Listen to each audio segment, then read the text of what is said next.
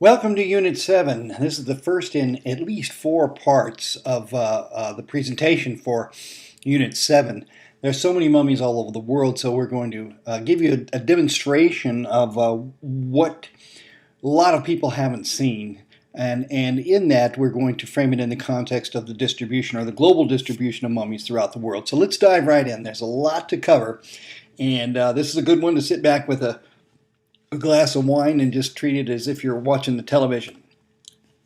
We're going to be going to South America, Africa, Asia, North America, Mexico, the United Kingdom and Ireland, Europe, and the Pacific Rim or Oceania as well. So mummies are everywhere other than Antarctica, and that's only because Antarctica is frozen right now. As it thaws out, we may find mummies there as well.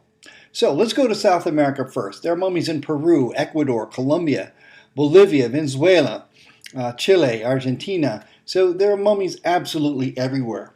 We're going to look at some of the cultures in Peru and work our way through some other parts of South America in 7.2, the second presentation of 4 for this Unit 7. First of all, we're going to Chile. You see the little circle there at the top? Here, one of these towns, Iquique and Arica. This is where the Chinchorro are. They're the oldest known artificial mummies on Earth. They're over 9,000 years old. We worked on a mummy with this that was 8,500 years old. They lived primarily by fishing, and all strata of their society were mummified. So these are intentional mummies. They were artificial mummies. They were made before, about 2,000 years before Egyptians were making mummies. So these are the oldest mummies in the world. And this is the town of Iquique. It hugs the coast of northern Chile in the Atacama Desert. The Atacama Desert is the driest place on Earth. You see some fog as it is a coastal city, but there is absolutely no rainfall. And this is the village that we worked in, the village of Iquique. And the museum, Museo Regional, as you can see on the right there, is where we researched some of the Chinchorro mummies. This is in Iquique. And this is one of the chinchorros. And you say, well, Ron, that doesn't look much like a mummy.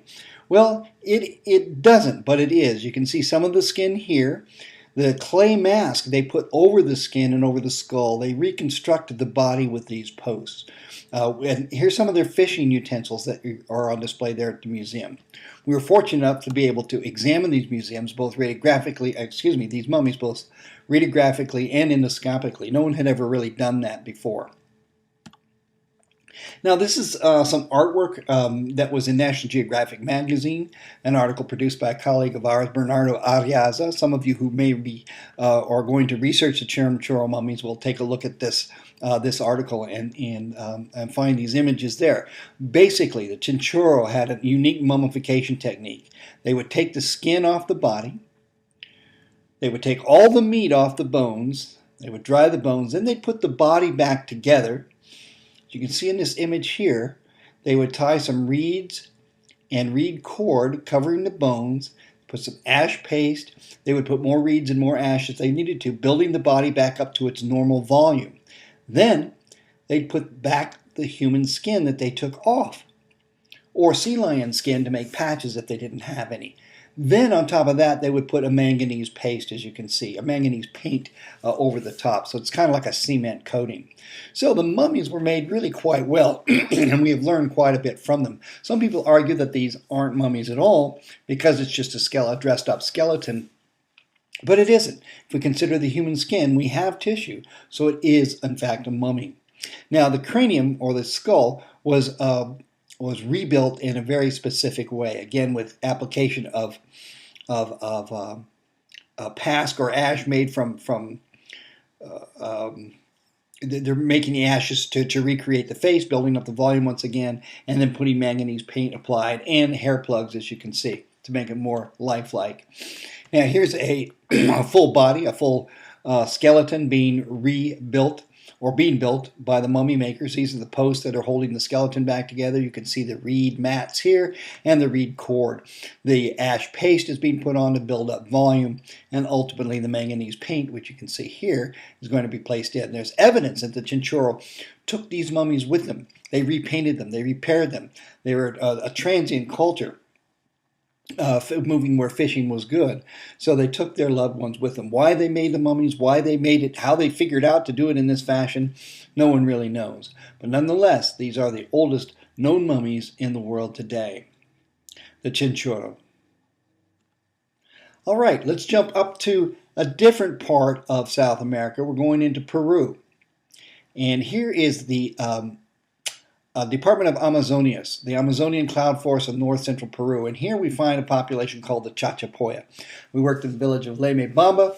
A cholpa, or a house of the dead, was discovered at a remote location called Laguna de los Condores. And they were initially unlooted. So it's a pristine find before a colleague of ours, Dr. Sonia Guillen, could get back to those mummies. Over half of them were destroyed. There were 400, and just a little over 200 are remain today. And this is what the views are like from the cloud forests. You can see this little road traveling down here. That's the road we come up on. And believe me, when it's the rainy season and mudslides, it's not a pleasant drive. It's one way. We drive at night. Nobody knows why. But nonetheless, it's a precarious road to say the least. And it's just a beautiful, idyllic location. Here's a view from the village. You can see some of the mountains in the far background. And the village itself is very much like a medieval village. There are people who collect the firewood for the villages, people who tend to the donkey and the sheep or whatever else they might have. And they have a very small tourism business based on the mummies from the Laguna de los Condores. Our colleague Sonia Guillen, whenever she finds or discovers or researches mummies, she builds small museums in those communities so that they can benefit, so those communities can benefit from any revenues. And here's one of those mummies from the Chachapoya group. Notice the earlobe here, very large and extended. They used to wear ear spools, or gauges as we would call them today. You see this, probably an older woman. She's edentulous, without teeth. The picture on the right was taken in infrared to see if we could determine if she had any tattoos, and she did not. Every one of these little bumps here is a bundle. It is a mummy rescued from Laguna de los Condores before looters could take over. You can see we've got our work set up. Here's our x-ray unit. Here's the endoscopy setup. So we're starting to conduct our paleoimaging study. And we've done literally hundreds of, there are 210 mummies here that have survived. So we're working on completing all of those. We have most all of them done. Even mummified infants and fetuses. So these are some very, very small, tiny mummies of the Chachapoya population. Now the Chachapoya were the enemy of the Inca. The Spaniard actually had the Chachapoya help them fight the Inca and overtake the Inca. Some of the ways in which they mummified, they put a textile wrap on, and they'd embroider these little faces on the mummy fardo. The wrapping is called a fardo. So we would have these nice little faces to look at, and then they would put them in these slats and tie them. And of course, most of them, as you can see, were in a flexed position. They were with the knees pushed up tight to the chest, and that's important. It's important consideration in these mountainous regions, because they probably excuse me, sorry about that, because they probably need to carry these mummies around. So here again, you can see a nicely embroidered face. This is not modern. This is what the ancient Chachapoya did. Here's another Chachapoya. This one was looted. The textiles were taken, but the mummy survived, thank goodness. They also mummified food for the dead. These are mummified, and this is in the same region, up in the Lemebamba region. These are mummified guinea pig. Guinea pig is a food source in Peru. In fact, if you go to restaurants, you can order guinea pig. It's called cuy. And here's what the little characters look. This is a cuy farm, essentially, in someone's house. That's their storage cabinet. That's dinner for several weeks. They also mummified. This is some type of a jungle cat, as you can see. And we have his teeth and a stick through the nose, looking very ferocious. It turns out that this jungle cat, this particular mummified cat head, was a hat. Someone wore this on their head. Mummified frogs, this was intentional, not an accidental mummification. With the x-ray radiograph, you can actually see all the guts are still inside. Now, how they made these mummies, we're not exactly sure. Here's the beak of a toucan. And yet, when we x-rayed, it looks like the head and beak of a toucan, but it's not. Here's the beak, that's real. But the head is made out of some kind of a nut. from a tree. It's not the actual Tuacan head. And this is the museum that Sonia, this is Sonia right here. This is the museum that Sonia put in place in Lemebama to house the Chachapoya mummies. People travel miles and miles and miles to come to this little tiny museum. Let's take another cultural trip into southern Peru. We were up here in the Amazonias. Now we're going way down here to near Tacna and Moquegua, the counties or states of Moquegua and Tacna, a little town called near a little town called Ilo, and its area called El Algarrobal.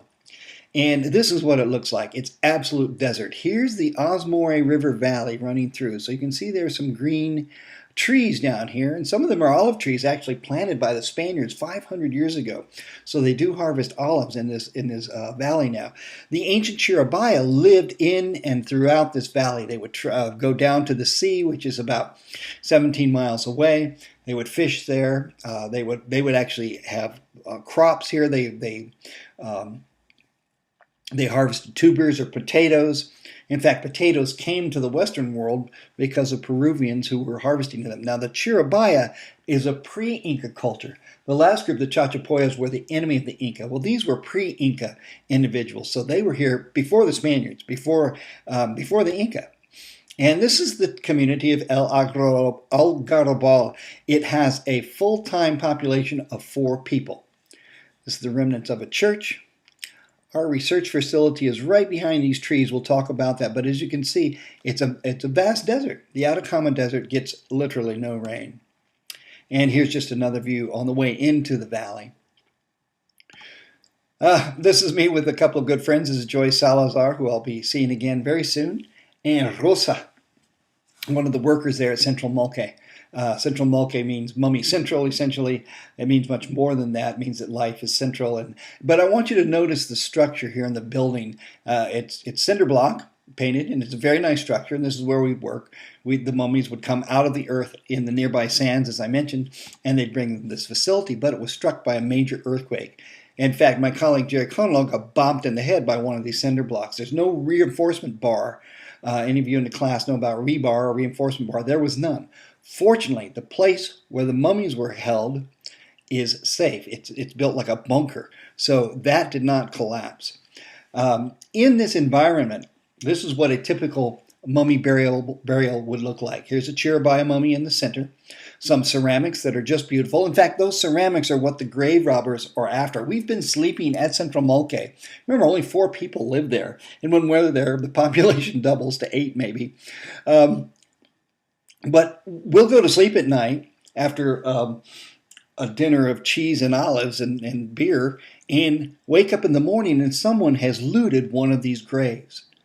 A grave just like this. This was an archaeological excavation here that you see. So these mummies are a great risk, as well as their textiles and their entire culture. They had no written record of their culture, so everything can be lost. And as you can see, it was a very rich culture. They had colors. You can see the remnants of pan flutes here. You can see remnants of tools that they made. This is a type of a knife, and all the ceramics, and this one's shaped like a bird. All the ceramics that they have. Oh, these are llama toes, which are food for the deceased. There's a mummy inside this bundle here.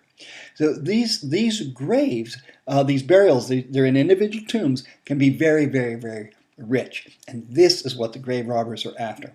Dr. Guillaume and her colleagues, of which we're proud to be a couple of them, work hard to try and rescue this culture. And here's some of the many faces of the Chiribaya culture. And the importance of this is that they are different faces. If you look at this one here you see nostrils. Well, the nose is way up here. So we know that this face, the tissue, slumped down before it mummified. So we know that person wasn't probably completely a mummy when they were put in their tomb. Look at this. It looks like a crack through the skull. Well, that's not the case.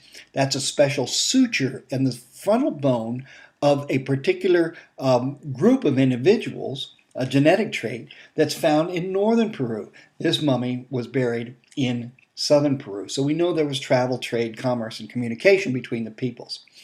Here's another interesting mummy that is bound. It has a wonderful headband, and as you can see right through here, there are a lot of rolled shell necklaces. We still use those in our culture today. Another few burial styles. This is a bolsa or bag that has coca leaves in it. Again, these are the types of things. This is just out of the ground. You can see the earth, the dirt still on it. It hasn't been cleaned up. This is what the grave robbers are after. Here's another style of burial in this same location. It's called an urn burial. There's an infant with an elongated or cranially modified skull in that wrapping.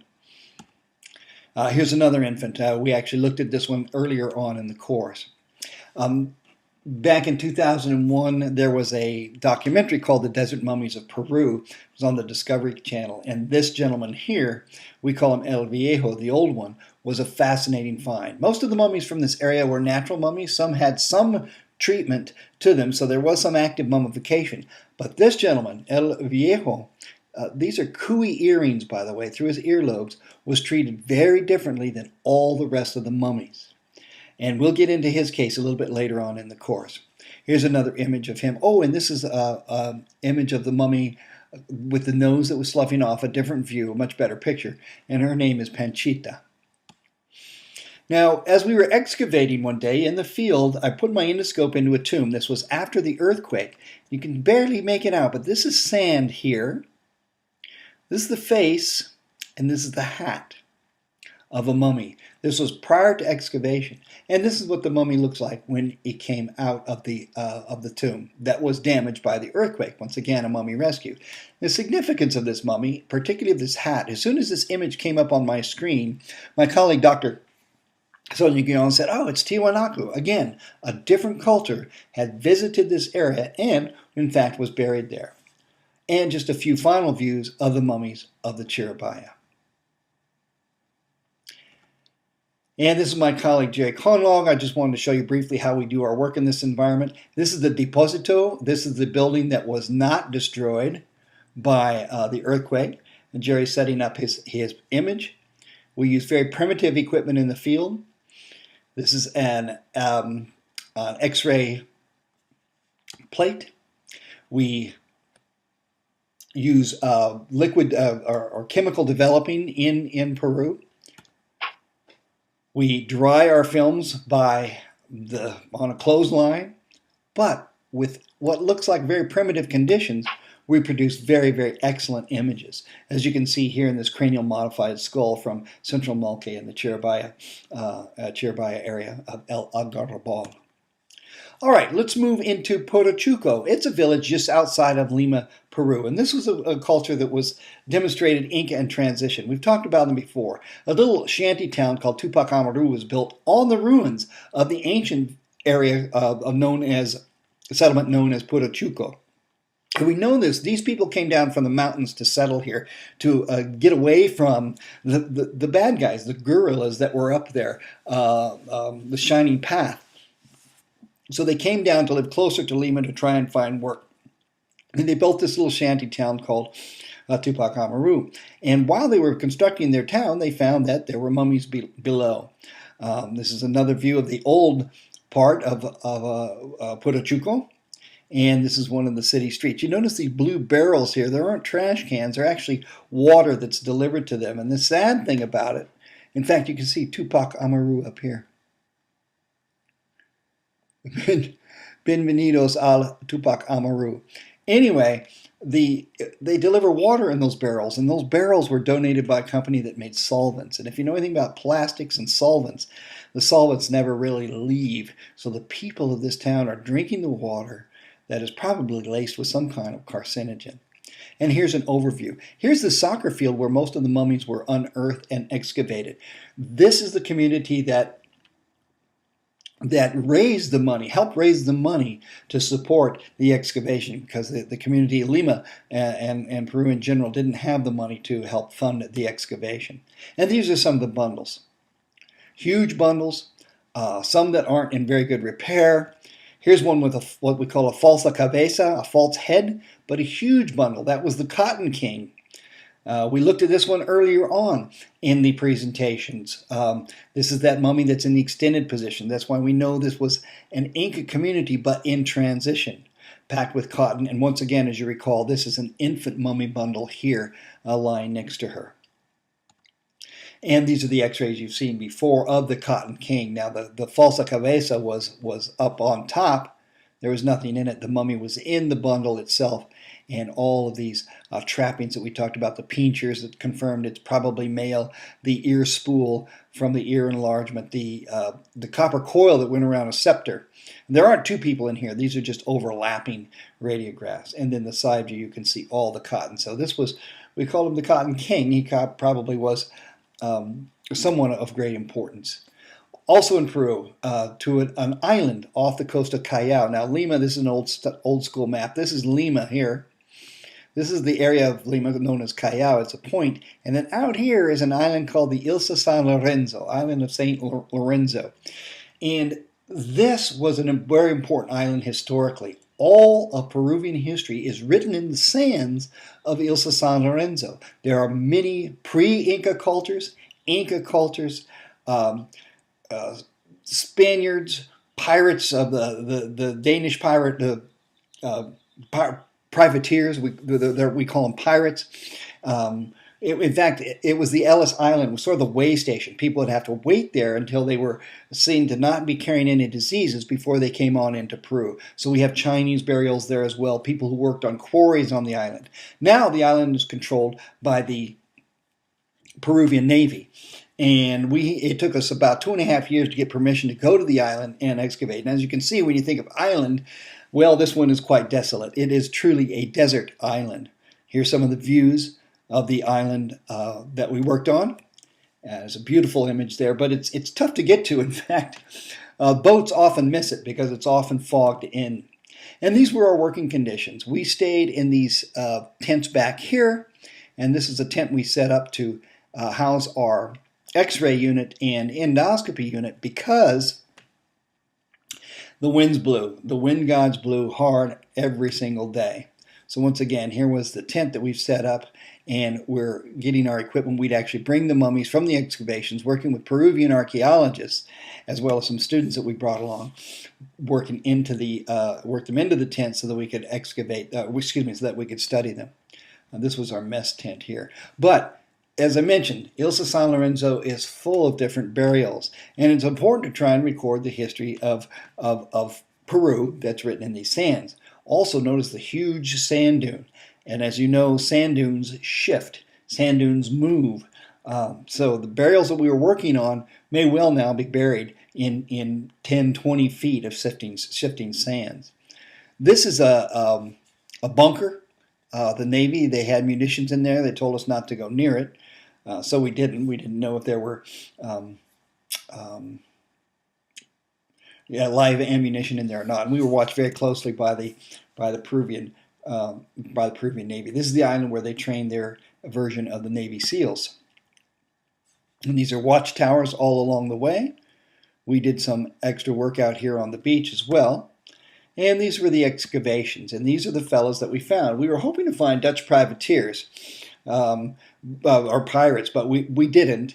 These were more of early. You saw the video already, I believe, the Pirate Island video, so you'll recognize some of these images. One thing that's very interesting here is the mummies are well preserved, again, naturally preserved. There were probably, a lot of them had dysentery, so they were dehydrated when they died, so halfway on their way to mummification when they died, placed in wooden coffins. And as you can see, very well preserved. Some weren't so well preserved. Sometimes the water table got to them, as you can see in this image here, destroyed them. Some were buried in canvas shrouds like sails, so we thought maybe some of them may in fact have been sailors, and we did find evidence that some were sailors, not necessarily pirates. We did that typically through the textile and clothes analysis. As you can see, they're pretty darn well preserved. And look at the teeth on this one, very worn down. I suspect that this person was in the environment for some time because sand gets in the food and wears the teeth down. Here's continued excavation. And we found a few lovely artifacts. This was a rosary.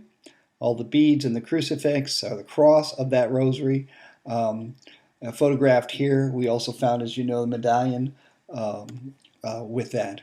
Another location, Pachacamac. This is just outside of Lima. Many cultures were here. This is a picture of whom we call Sabia. She's one of the first mummies that we studied and worked on, and she has a fascinating story that we can talk about sometime later. Also, up in near the Lambayeque area in Cajamarca, an Inca location called Tucumay, was perhaps the last stand of the Inca. These are those mud pyramids that we saw earlier in the course, but there are rooms inside these buildings. They weren't just hills that they built on top of or around or terraced into. There are rooms inside these buildings. So everything that you see that looks like a bump is actually a building and very likely a room. There's the image that we saw, I think, in the very first lecture. And the map of what Tucumay probably looked like.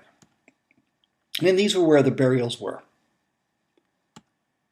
You've seen these before, and this is another view of one of the main mummies that we worked on there, with some interesting lighting here. But as you recall, we talked about he was probably met mummification at the black putrefaction step of decomposition. And yet he was still buried with some excellent burial goods that we could analyze.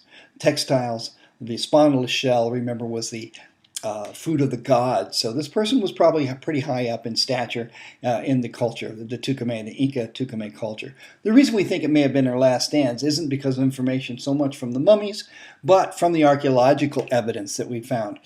There were timbers that the Inca had used, and it looked like they or someone set fire to Tucumay to destroy it in order to keep another warring culture from taking over or finding their secrets or gold or whatever it was they might have. And here's the textile that's removed from that individual. Now, a colleague of ours, Dr. Andrew Nelson, from the University of Western Ontario in London, Ontario, Canada, knows his Inca iconography pretty well. Now remember, the Inca had icons. They didn't have a written culture per se, but they had a lot of iconography.